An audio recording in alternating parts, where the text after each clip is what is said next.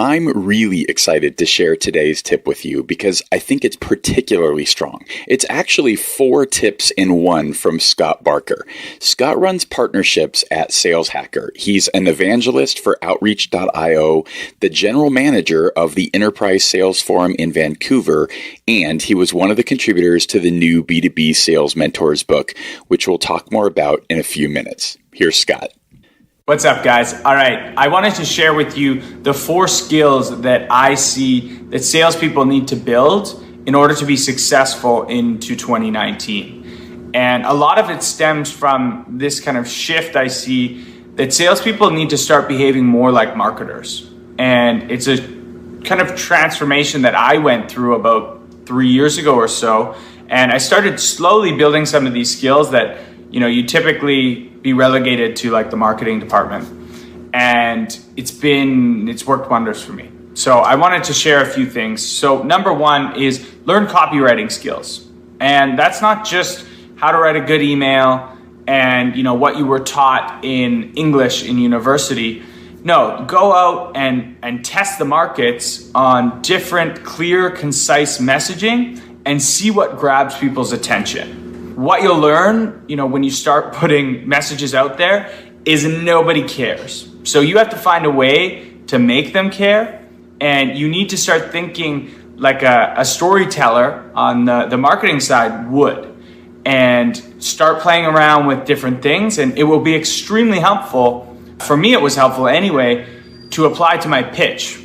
I was able to cut down my value prop from about 3-4 sentences into like one very concise message. So that's number 1. Number 2, you have to start contributing to online communities.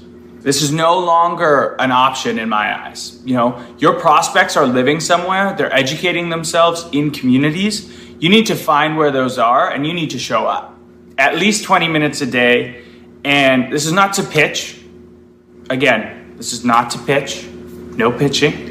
This is to show up, add value to the community, engage, and, make yourself known as an expert and a consultant in your field. So that's number 2. Number 3, build yourself a brand. Now, I know about 70% of salespeople watching this right now just rolled their eyes. There's this weird stigma in sales around personal branding. I don't know why, but a lot of salespeople don't like to do it. So here's how I think you should look at it. In my eyes, it's really around extreme ownership. That's why I started building my own brand. I was tired of waiting for marketing to send me leads. I was tired of waiting for marketing to invite someone to a webinar. I was tired of waiting for marketing to retarget someone on an ad. And I wanted a way to provide my own air cover for the activities that I was doing. So what I did is I started making content that my prospects would care about. And then when they were scrolling their feed, even if they had ignored my last 5 emails, when they were scrolling their LinkedIn feed, they'd be like, right. I remember that challenge. Me and Scott talked about that. Maybe I should actually get back to him. I've been meaning to do that. So it's this ability to provide your own air cover, and it takes extreme ownership onto your plate. You're not relying on anyone else. So I think that's how you have to look at it. Number 4 is you get to own the whole sales funnel, which I think is key, right? I think there's this great quote, I'm gonna butcher it, but basically along the lines of, as the world continues to specialize, generalists are gonna start ruling the world.